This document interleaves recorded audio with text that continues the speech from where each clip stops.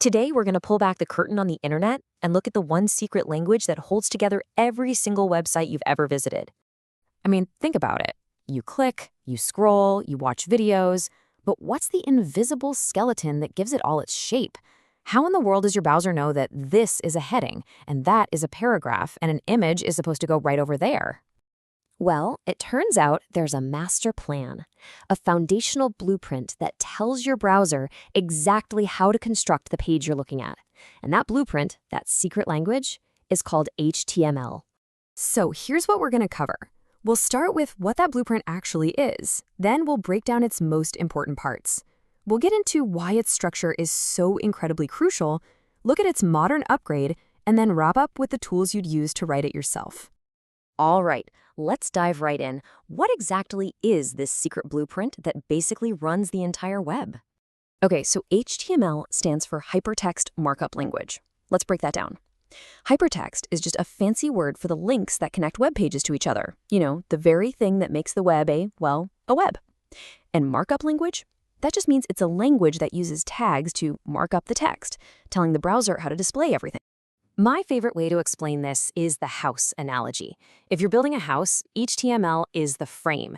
It's the studs, the beams, the foundation, the raw structure. Then you've got CSS, which is all the paint, the wallpaper, the furniture. It's what makes the house look good.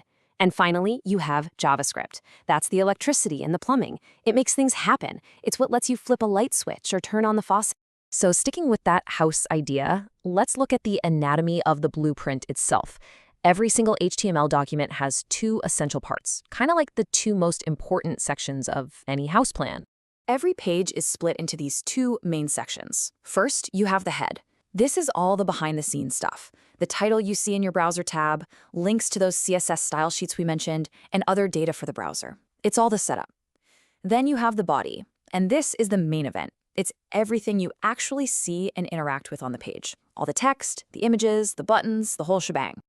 Okay, so we have a structure, but just having a bunch of walls isn't enough, right? For a house to actually be a functional home, you need to know which room is the kitchen and which one is the bedroom. And this is where the idea of semantic HTML comes into play. See, in the old days of HTML, developers would use this one generic tag called a div for pretty much everything. It's like building a house with a bunch of identical, unlabeled rooms. But modern, semantic HTML gives us tags that actually describe their own purpose. Tags like nav for navigation, article for the main content. It's like putting labels on the doors. Kitchen, bedroom, office. Now everyone and everything, like a search engine, knows what that part of the page is for. And why does this matter so much? Well, don't just take my word for it. Here's a quote from John Mueller at Google. He's saying that using these descriptive tags won't automatically shoot your site to the #1 spot. But, and this is the important part, it helps Google's systems truly understand your content. And that deep understanding is absolutely key. This clarity leads to 4 huge benefits. 1, search engine bots can figure out your site way more intelligently. 2, accessibility software, like screen readers for people with visual impairments, can make sense of the page and navigate it logically. 3, it makes the code so much easier for other developers to read and work on. And 4, it basically future-proofs your website by building it on a clean, organized, and meaningful foundation. Now, the web is always changing, right? So, of course, HTML has had to evolve too. And the biggest leap forward we've seen was the introduction of HTML5.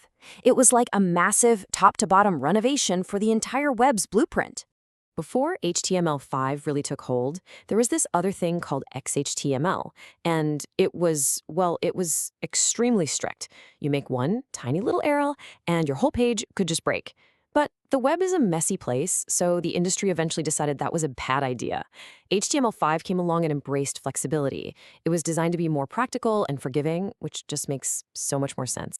And just look at the difference here. Back in the day, if you wanted to put a video on your site, you needed these complicated, clunky plugins. And layouts, like we said, were built with endless generic div tags. HTML5 was a game changer. It gave us simple, native tags like video and audio, plus all those awesome semantic tags for building layouts. It just cleaned everything up.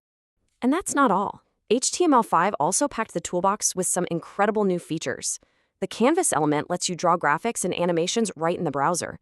It introduced new input types for forms, like date or email, that have validation built right in. And it even brought in powerful new tools that let web apps work when you're offline. Pretty cool, right? Okay, so you get it. You understand the blueprint. But what do you actually use to write it? Let's take a look at the digital toolbox for crafting HTML. Now, technically, you could write HTML in a super basic program like Notepad. But let's be real, you wouldn't build a house with just a hammer, right? A proper code editor is like a set of power tools. It helps you work faster, it helps you spot mistakes, and it keeps you organized.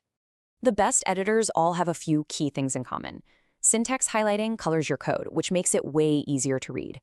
Code completion suggests tags while you're typing. Error detection will flag mistakes for you, sometimes before you even notice them. And plugin support lets you add all sorts of new features to customize your setup. To give you a starting point, here are 3 really popular options. Visual Studio Code, or VS Code, is totally free from Microsoft and has pretty much become the industry standard. Notepad++ is super lightweight and fast, great for quick edits on Windows. And then there's Sublime Text, which is famous for its speed and amazing customization options for developers who really like to fine-tune their tools. So when you bring it all together, what have we learned? HTML is so much more than just a bunch of tags and angle brackets. It is the universal language that takes raw, chaotic information and gives it structure, gives it meaning. It really is the foundation of our entire digital world. Learning it is the very first step to creating anything online, whether it's a simple personal blog or a huge complex application. So I guess the only question left is, now that you know the secret language of the web's blueprint, what are you going to build with it?